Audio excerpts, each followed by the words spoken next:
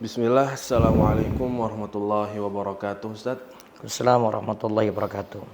Jadi di sini ada kebimbangan dari seorang istri yang digugat cerai dan sedang berjuang untuk menuntut hak harta bersama mereka, Ustaz.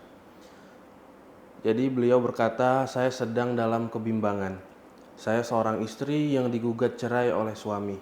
Dan saat ini saya sedang berjuang menuntut hak harta bersama kami terhadap aset-aset yang kami miliki, di mana sang suamilah yang bekerja dan saya yang membersamai selama ini, sampai kita berdua bisa memiliki harta. Saya menuntut hak dan berjuang karena ketakutan akan hak-hak saya dan anak saya dizalimi oleh perempuan yang menjadi penyebab kami bercerai. Saya kepikiran untuk menuntut hak tersebut karena kabarnya mereka sudah menikah dengan siri. Saya harus bagaimana? Apakah saya tetap menuntut atas pembagian harta bersama?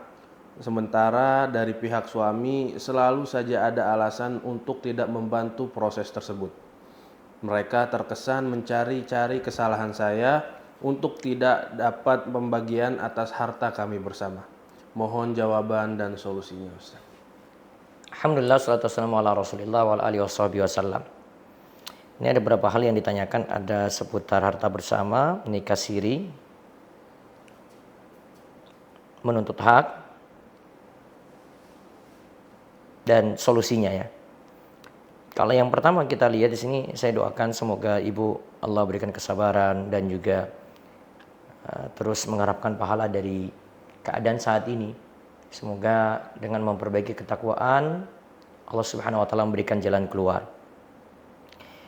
Nah, secara kalau tadi disebut ini semuanya dari suami, sejatinya itu milik suami. Jadi harta rumah, aset-aset yang lainnya itu sejatinya milik suami.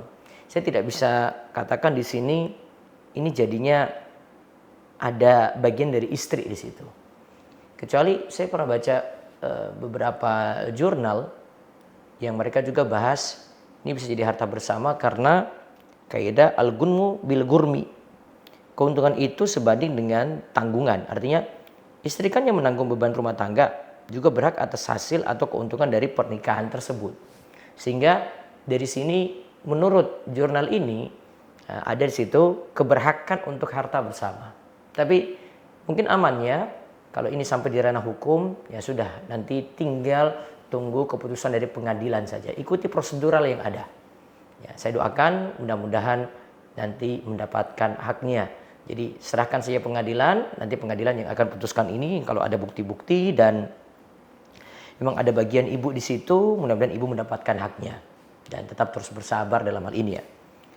Terus yang kedua tentang nikah siri tadi. Saya sudah bahas di beberapa video sebelumnya tentang konsultasi. Saya agak mengkritik nikah siri ini dari sisi tidak punya kekuatan hukum dan dampak jelek itu lebih dirasakan. Dan seperti ini kan nantinya kita juga bisa melalaikan yang lainnya gitu.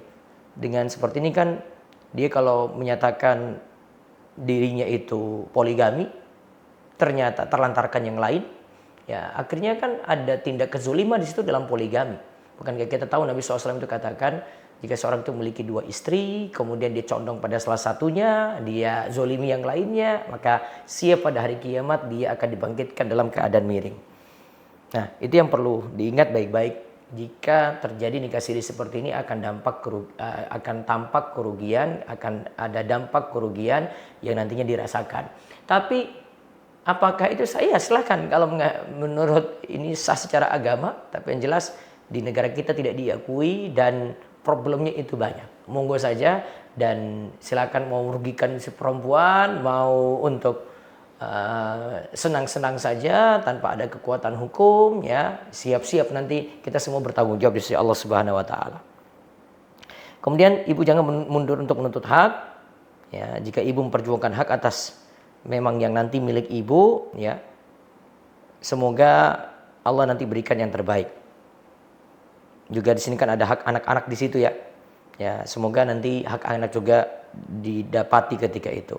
Kemudian saat terzolimi seperti ini, kalau ibu memang merasa terzolimi, banyak mohon doa pada Allah Subhanahu Wa Taala. Doa ketika orang terzolimi, misalnya doanya Nabi Yunus, la ilaha illa anta subhanaka inni kuntu minadh dhalimin, itu diperbanyak. Ada juga doa ketika dalam keadaan sedih, galau, la ilaha illallahul azim al-halim, la ilaha illallah rabbul arsyil azim, la ilaha illallah rabbus samawati wa rabbul ardi wa rabbul arsyil karim.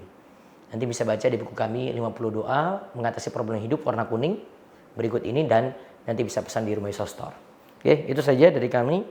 Semoga Allah berikan jalan keluar dengan segera. Wa may yattaqillaha yaj'al lahu makhraja. Siapa yang bertakwa kepada Allah, maka Allah akan berikan dia jalan keluar. Kalau tidak bertakwa, kata Imam Al-Qayyim, jalan yang didapati muglaqan, tertutup, sehingga sulit untuk dapatkan kemudahan. Kami doakan semoga semakin bertakwa, sabar, dan semoga mendapatkan haknya jika itu memang hak yang pantas diperoleh. Allah barik fik. Assalamualaikum warahmatullahi wabarakatuh.